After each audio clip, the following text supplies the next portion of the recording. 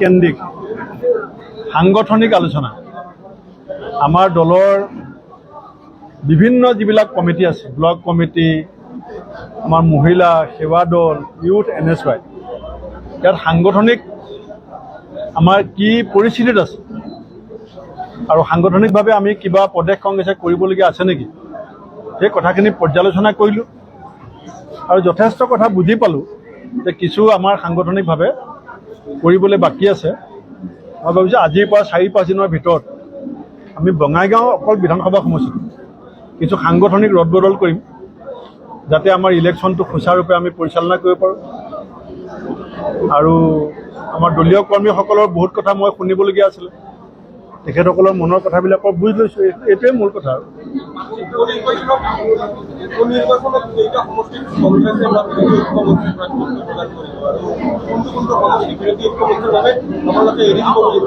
উপনিৰ্বাচনত আমি বিৰোধী ঐক্যমঞ্চই একেলগে যে ইলেকশ্যন খেলিম সেইটো নিশ্চিত।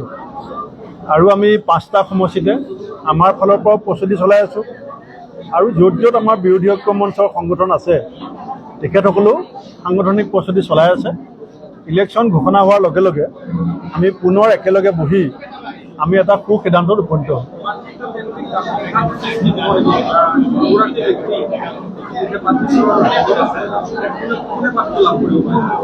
আমাৰ যিসকলে প্ৰাৰ্থিত্ব বিচাৰিছে প্ৰতিগৰাকীয়ে আমাৰ দলৰ এজন গুৰুত্বপূৰ্ণ নেতা, আৰু তেখেতসকলেও জানে যে এই যুঁজখন কোনো ব্যক্তিগত যুঁজ নহয়, এখন উমৈহতীয়া যুঁজ, এখন চৰকাৰ ভঙা পতাৰ যুঁজ নহয়। এই যুঁজখনৰ মাধ্যমেৰে 2026 যিটো বিধানসভা নিৰ্বাচন, তাৰ কাৰণে আমাৰ প্ৰস্তুতিটো আমি সম্পূৰ্ণ কৰিব লাগিব। সেইকাৰণে আমাৰ প্ৰাৰ্থীসকলে মোক জনাইছে যে ভাবি চিন্তি চাই পেলাই দলে যাকে প্ৰাৰ্থী দিব বাকীসকলে সহযোগ কৰি আছে।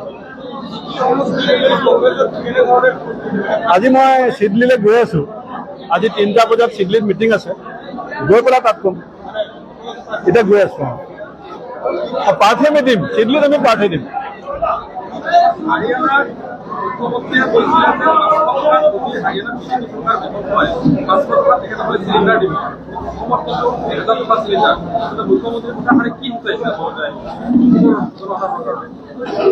চাওক, অসমৰ মুখ্যমন্ত্ৰীৰ 500 টকাত চিলিণ্ডাৰ দিয়া যিটো হাৰিয়ানাৰ কথা কৈছে, আচলতে অসম চৰকাৰখনৰ এতিয়া বিত্তীয় অৱস্থাটো অত্যন্ত ফোপোলা। সাংঘাতিক বিত্তীয় বিশৃংখলতাত এতিয়া অসম চৰকাৰ ভাৰাক্ৰান্ত। আজি গুৱাহাটী উচ্চতম ন্যায়ালয়ে চৰকাৰক প্ৰশ্ন সুধিছে যে আপুনি হিতাধিকাৰীক পইচা দিবৰ কাৰণে পইচাৰ উৎসটো কি? তাৰমানে ন্যায়ালয়ৰ চৰকাৰৰ ওপৰত আস্থা নাই। আপোনালোকে শুনি আচৰিত হ'ব যে যোৱা 22 দিনত 17 ছেপ্টেম্বৰৰ পৰা এই 8 অক্টোবৰৰ ভিতৰত হিমন্ত বিশ্ব শৰ্মা চৰকাৰে 2250 কোটি টকা ধাৰলৈ লৈছে। 22 ডেইজত 2250 crores লোন লৈছে। 1947 স্বাধীনতা হোৱাৰ পাছত 2016লৈকে অসম চৰকাৰৰ ধাৰ আছিলে 41,964 কোটি টকা। আপুনি চাব, 1947ৰ পৰা 16 চনলৈকে ধাৰ আছিলে 41,964 কোটি টকা। আৰু সোণোৱাল চৰকাৰে অকলে ধাৰ ল'লে কিমান? 66,000 কোটি, 66,000 কোটি টকা সোণোৱাল চৰকাৰে ধাৰ ল'লে। আৰু হিমন্ত বিশ্ব শৰ্মা ডাঙৰীয়া চৰকাৰ এতিয়া 3 বছৰ হৈছে।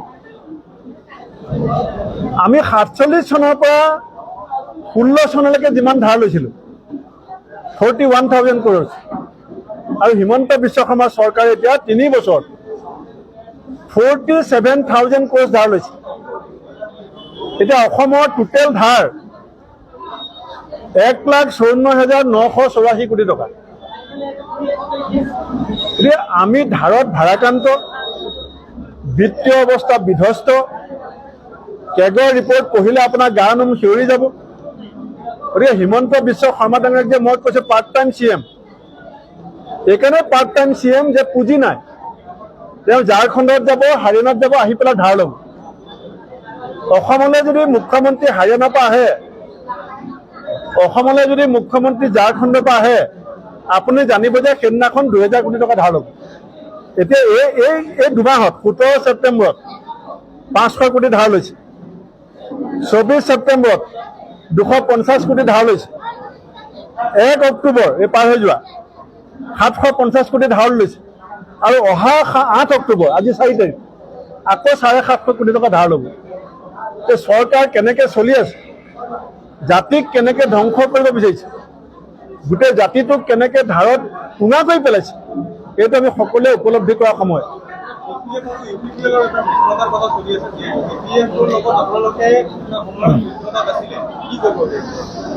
বিজেপিৰ লগত যাৰ মিত্ৰতা হ'ব, আমাৰ লগত মিত্ৰতা নহয়।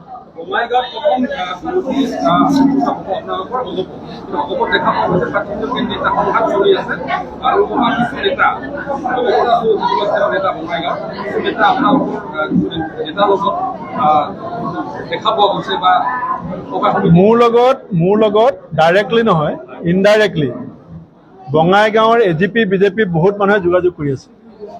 কেৱল ৰৈ আছে বিজেপি বা AGPৰ প্ৰাৰ্থী ঘোষণালৈ। ইনডাইৰেক্টলি আমাৰ বঙাইগাঁৱৰ কিছু লিডাৰৰ জৰিয়তে আজিও 10 গৰাকী নেতাই যোগদান কৰিছে।